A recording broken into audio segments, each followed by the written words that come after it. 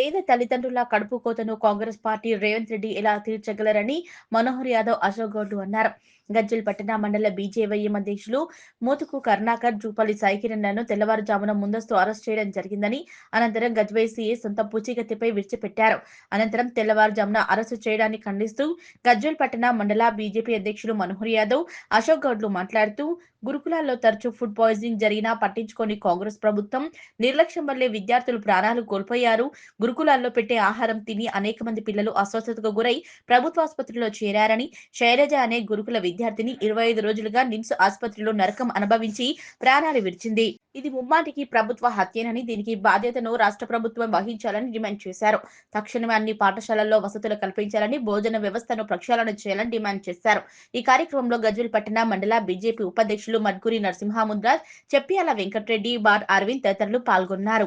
నేడు ఆనాటి బీఆర్ఎస్ ప్రభుత్వం 10 ఏళ్లు పాలించి కూడా ఎలాంటి పరిపాలన చేసిందో, నేడు పరిపాలిస్తున్నటువంటి కాంగ్రెస్ ప్రభుత్వం కూడా ఆనాటి బీఆర్ఎస్ పాలననే కొనసాగిస్తుంది.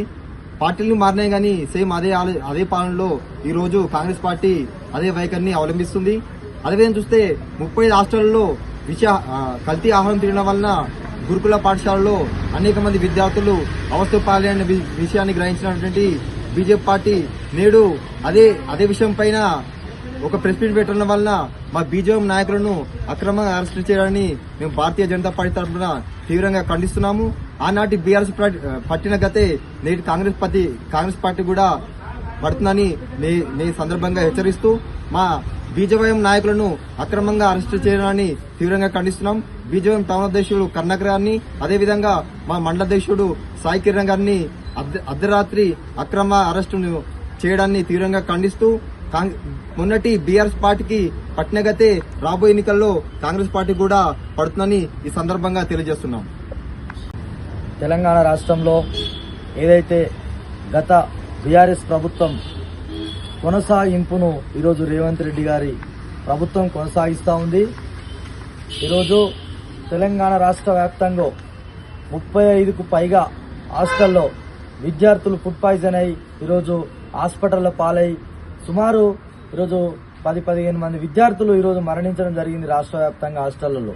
కానీ ఈ రేవంత్ రెడ్డి సర్కార్కు ఇంత ఇసమెత్తు చీమగుట్టినట్టు కూడా లేకపోవడం, పైగా బాధ్యత కలిగినటువంటి మంత్రులు ఈరోజు బీఆర్ఎస్ సంబంధించినటువంటి మాజీ మంత్రులుగా నెట్టేసి ఈరోజు చూద్దామని చెప్పి ఈరోజు చూస్తా ఉన్నారు.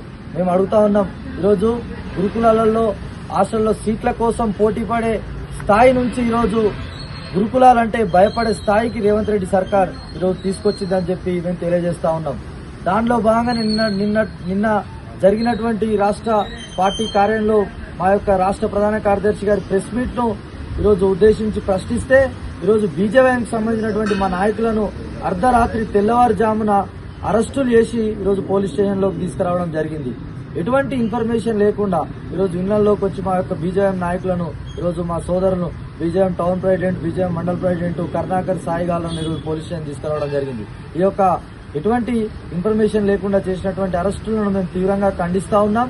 ఇప్పటికైనా రేవంత్ రెడ్డి సర్కార్ అయితే మేము ప్రశ్నించే గొంతులను నొక్కడం కాదు, ఈరోజు మీరు ప్రజా సమస్యల మీద ఈ రాష్ట్ర ప్రభుత్వం దృష్టి సారించాలని చెప్పి మేము తెలియజేస్తాం.